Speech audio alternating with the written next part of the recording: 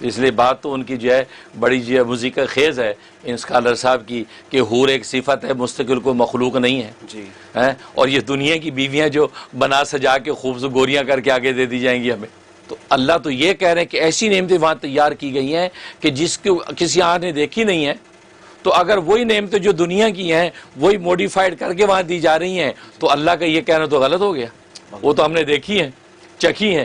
جو بیویاں مل رہی ہیں وہ بیویوں کے ساتھ تو دنیا میں وقت گزارا ہے تو وہ پھر مالا عینرات کیسی ہو گئی، والا حضور سمیت کیسی ہوگی، والا خطرہ علی قلب بشر کیسی ہو گئی. یا تو آپ یہ بھی کہتے ہیں کہ پھل بھی وہی ہوں گے جو یہاں کے ہیں، وہی وہاں پہ مزید لذیذ کر کے دے دیے جائیں گے. پھر آپ کہتے ہیں یہ کھانے پینے اور جو وہ قورمے بریانیاں یہی ہوں گی جو وہاں لذیذ کر کے دے دی جائیں گی. جیسے آپ حور عین کے بارے میں کہا، اللہ نے کہا جزام بما کانوا یعملون. یہ حوریں گوری آنکھوں والی ہیں اور موتیوں کی طرح غلاف میں لپٹی والی کیا ہیں؟ جزام بما کانوا یعملون. یہ جزا، انعام اور بدلہ ہے ان کے عمل کا. اور آپ یہ بات جانتے ہیں کہ جزا عمل سے الگ ہوتی ہے، اور ہماری دنیا کی بیویاں تو ہمارے عمل کا حصہ ہے. دنیا کا وہ عمل کا حصہ ہے، اس کو جزا کیسے بنا سکتے ہیں آپ؟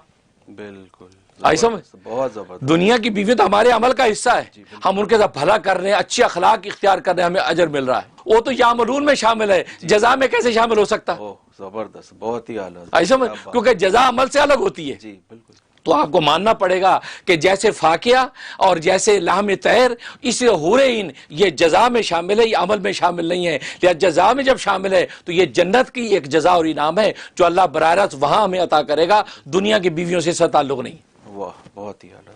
وہ الگ بات ہے، وہ الگ بات ہے کہ اللہ تبارک و تعالیٰ دنیا کی بیویوں کو بھی ہمیں وہاں عطا کریں گے، کہ دنیا میں جن سے ہمارا دل لگا ہوا ہے اور جن کے ساتھ مل کے ہم دونوں نے اللہ کی عبادت اطاعت میں محنت کر کے جنتیں پائی ہیں، اللہ اس ساتھی کو ہمارے ساتھ ہی رکھیں گے، ساتھ ہی رکھیں گے.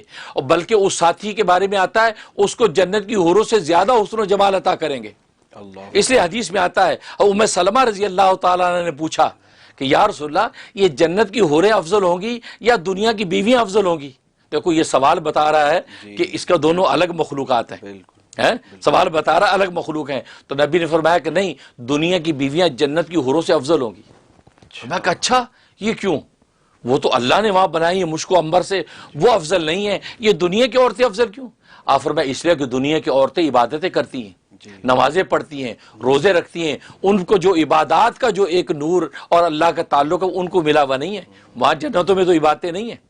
لہذا ان عبادتوں کی وجہ سے اللہ تبارک و تعالیٰ ان کو ان کے اوپر حاوی رکھیں گے. سبحان اللہ.